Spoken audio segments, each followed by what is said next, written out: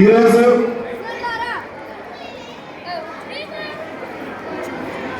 జాతీయ వినియోగదారుల వారోత్సవాల సందర్భంగా నేటి చైతన్య సంస్థకు హాజరైనటువంటి అతిరథ మహారథులు అందరికీ నమస్సుమాంజలు మరియు హాజరైన వినియోగదారులందరికీ వినియోగదారుల దినోత్సవ శుభాకాంక్షలు.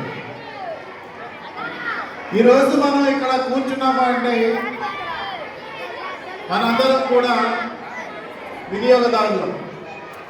అసలు ఈ వినియోగదారుల ఉద్యమం అనేది అనేక దశాబ్దాలుగా జరగడం జరిగింది.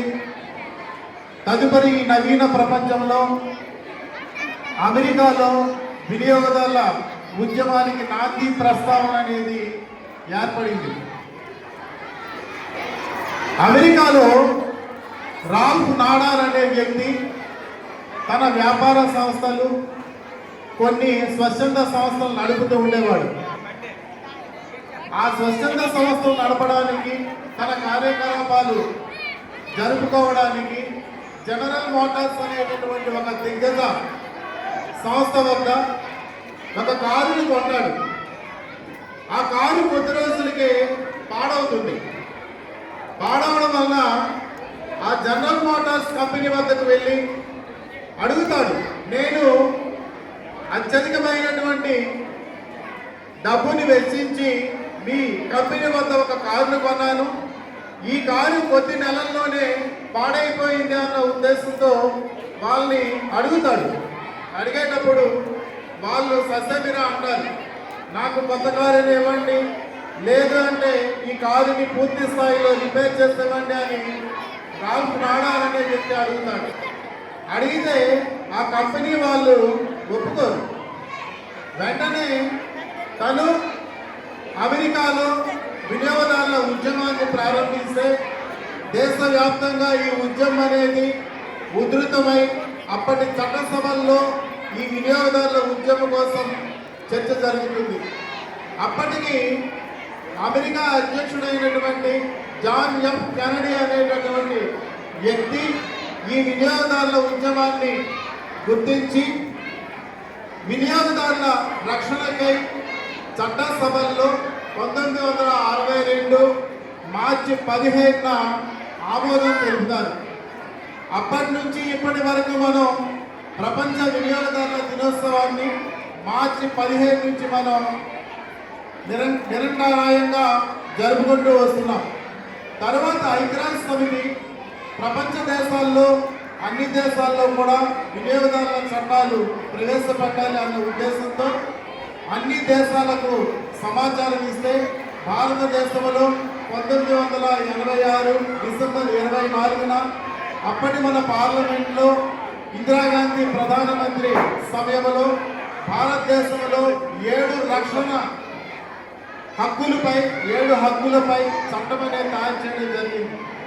ఈ హక్కులు ఒకటి ఎంపిక చేసుకునే హక్కు, భద్రత కల్పించే హక్కు, సమాచారాన్ని పొందే హక్కు, విజ్ఞప్తి చేసుకునే హక్కు, నష్టపరిహారం పొందే హక్కు, విద్యా హక్కు, అలాగే ప్రాథమిక అవసరాలను పొందేటటువంటి హక్కు. అయితే ఆ రోజు మన వస్తువుల్ని విరివిగా కొనేవాళ్ళం. వస్తువులు మనం నమ్మకం ఉన్నటువంటి డీలర్ వద్ద కొనేవాళ్ళం. వాడికి ఒకవేళ మనం ఆ వస్తువు పాడైనా ఎటువంటి నష్టం జరిగినా డీలర్ వద్దకు వెళ్ళి అడిగేవాళ్ళం, నా వస్తువు పాడైంది, నేను ఒక టేప్ రికార్డర్ కొన్నాను, రేడియో కొన్నాను, నా వస్తువు పాడైంది, దీని పరిస్థితి ఏంటంటే ఆ డీలర్ దానికి ఏదో ఒక పరిష్కారం చూపించడం జరిగింది. అయితే ఇక్కడ వినియోగదారుడు అంటే ఎవరిని వినియోగదారుడు అంటాం? ఎవరైతే డబ్బులు చెల్లించి వస్తువుని కొనుగోలు చేస్తారో, ఎవరైతే డబ్బులు చెల్లిస్తానని హామీపై వస్తువుని కొనుగోలు చేస్తారో, ఎవరైతే డబ్బులు చెల్లించి సేవలను కొనుగోలు చేస్తారో, వీటన్ని ఎవరైతే ఇవన్నీ చేస్తారో వాళ్ళని వినియోగదారుడు అని అంటాం. 1986 రక్షణ చట్టం తీసుకుందాం. 1986 రక్షణ చట్టం తీసుకుందాం. ఈ చట్టంలో మనము వస్తువు కొనేటప్పుడు మనం ఒక షాప్ దగ్గరికి వెళ్ళి వ్యాపారస్తుల దగ్గరికి వెళ్ళి వస్తువు కొనేవాళ్ళం. మనకేమైనా నష్టం జరిగితే ఆ షాప్కి వెళ్ళి అడిగే వాళ్ళం. ఆయన పరిష్కరించేవాడు. లేనప్పుడు సంబంధిత కన్జ్యూమర్ ఫారమ్స్లో మనం కేసును నమోదు చేసి నష్టపరిహారాన్ని అనేది పొందేవాళ్ళం. రాను రాను ప్రపంచ విప్లవం వచ్చింది. శాస్త్ర సాంకేతిక రంగాలు గణనీయంగా అభివృద్ధి చెందాయి. మొబైల్ విప్లవం వచ్చింది, అంతర్జాలం వచ్చింది. అన్ని ఎలక్ట్రానిక్ వస్తువులు కూడా ఇంటర్నెట్తో కనెక్టివిటీ అయ్యాయి. ఎప్పుడైతే మొబైల్, ట్యాబ్, ల్యాప్టాప్ వంటివి విరివిగా వచ్చాయో మన అందరం వాటికి బానిసైపోయాం. బానిసైపోయి 24 గంటలు కూడా ల్యాప్టాప్లు, ట్యాబులు, మొబైల్ ఫోన్లోనే ఉంటున్నాం. దీన్ని ఆలోచించి వ్యాపార దిగ్గజ సంస్థలు అరే వీళ్ళందరూ కూడా మొబైల్కి అంకితం అయిపోయారు, ఇంటర్నెట్లోనే ఉంటున్నారు, మన షాపులకి ఎవరు రావడం లేదు, మనకి వ్యాపారం జరగడం లేదని చెప్పేసి పెద్ద పెద్ద దిగ్గజ సంస్థలు అమెజాన్, ఫ్లిప్కార్ట్, అలాగే మీషో వంటి దిగ్గజ ఆన్లైన్ సంస్థలు అనేకం వచ్చి ఆ ఆన్లైన్ మార్కెటింగ్ అనేది ప్రారంభించాయి. దాన్నే ఈ కామర్స్ అన్నాం.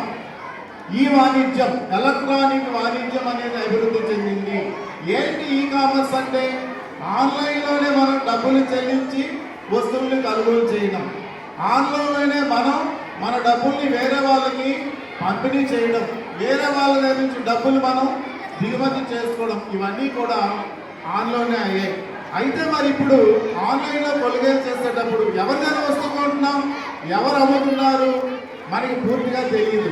దాని వలన నష్టపోతున్నాం. ఎవరికి నిలదీయాలి, మనం నష్టం జరిగేటటువంటి ఆ వస్తువుని ఎవరికి అడగాలి, ఏ వ్యాపారస్తుల దగ్గర మనం వస్తువు కొన్నామో మనకి తెలియనటువంటి పరిస్థితి.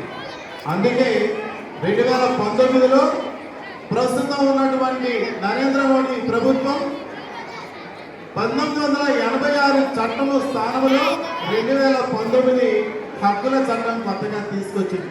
అంటే ఈ చట్టంలో ఈ దిగ్గజ ఈ కామర్స్ సంస్థలన్నీ కూడా అమెజాన్ అవ్వచ్చు, ఫ్లిప్కార్ట్ అవ్వచ్చు, మీషో అవ్వచ్చు, ఆలీబాబా అవ్వచ్చు, వీళ్ళందరూ కూడా ఆన్లైన్లో వ్యాపారం చేస్తున్న వీళ్ళందరూ కూడా ఈ చట్టం పరిధిలోకి రావడం అనేది జరుగుతుంది.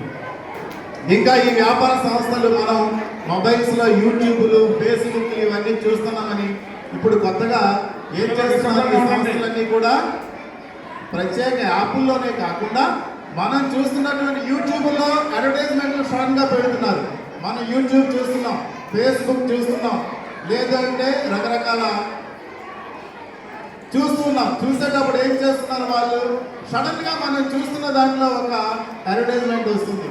అంటే వెంటనే మా వస్తువులు కొనుగోలు చేయండి అంటే యాప్లు పోయి ఇప్పుడు మనం చూస్తున్నటువంటి ఈ అన్ని వీడియోస్లో కూడా ఫేస్బుక్లో అవని, యూట్యూబ్స్ అవని, వాట్సాప్ అవని, వీటన్నింటిలో కూడా ఈ వ్యాపార సంస్థలు తెలివితేటలుగా మనపై ఈ బలవంతంగా వస్తువులు దిగుతున్నారు. కాబట్టి ఇలాంటివి కొనేటప్పుడు మనకు నష్టం వాటిల్లితే ఏం చేయాలి? ఇలాంటి ఆన్లైన్ దిగ్గజ సంస్థలు, నమ్మకమైనటువంటి ఆన్లైన్ దిగ్గజ సంస్థల వద్ద కొనాలి, నమ్మకమైన బ్రాండ్స్ వద్ద కొనాలి. అలాగే రిటర్న్ అవకాశం ఉన్నటువంటి వాటి వద్ద రిటర్న్, ఏ వస్తువు అయితే రిటర్న్ చేయడానికి అవకాశం ఉంటుందో అలాంటివే ఆన్లైన్లో కొనాలి. కొనుగోలు చేసి మన ఇంటికి వచ్చిన తర్వాత అవకాశం ఉన్నంత వరకు మన ఇంటి వద్ద డబ్బులు చెల్లించాలి ముందు కాకుండా. అలాగే ఆ వస్తువు మనం ఇంటికి చేరిన తర్వాత దాన్ని ఓపెన్ చేసేటప్పుడు వీడియో కంపల్సరీగా తీయాలి. ఏమైనా నాణ్యత రాహిత్యం ఉన్నా సరే, లోపం ఉన్నా సరే వెంటనే మనకి ఈ జిల్లా స్థాయిలో కన్జ్యూమర్ కమిషన్స్ ఉన్నాయి. ఆ కమిషన్స్లో మనం తగిన ఆధారాలతో ఫిర్యాదు చేసి నష్టపరిహారాన్ని పొందవచ్చు. కాబట్టి విద్యార్థులారా, మీరందరూ కూడా వ్యాపార దిగ్గజ సంస్థలు చేస్తున్నటువంటి మోసాలను మనం తెలివిగా ఎదుర్కోవాల్సినటువంటి అవసరం ఉంది. అందుకనే రాష్ట్ర కేంద్ర ప్రభుత్వాలు ఈరోజు పాఠశాలలో కన్జ్యూమర్ క్లబ్స్ని ఏర్పాటు చేశారు. మన శ్రీకాకుళం జిల్లాలో కూడా 100 హై స్కూల్లో, 100కు పైగా హై స్కూల్లో కన్జ్యూమర్ క్లబ్స్ ఉన్నాయి. వీటిలో వినియోగదారుల హక్కులపై, రక్షణ చట్టాలపై నిరంతరము మన ఉపాధ్యాయులు శిక్షణ ఇస్తూ ఉంటారు. కాబట్టి ఇలాంటి కన్జ్యూమర్ క్లబ్స్లో మన డిఓ గారు ఇక్కడే ఉన్నారు. కాబట్టి సార్ మీరు కూడా కొద్దిగా ఈ కన్జ్యూమర్ క్లబ్స్పై దృష్టి సారించి ఆ కన్జ్యూమర్ క్లబ్స్లో వినియోగదారుల హక్కులపై, అవగాహన ఉపాధ్యాయులచే కల్పిస్తారని కోరుకుంటూ నాకు ఈ అవకాశం ఇచ్చినటువంటి మీ అందరికీ ధన్యవాదాలు తెలియజేస్తున్నాను.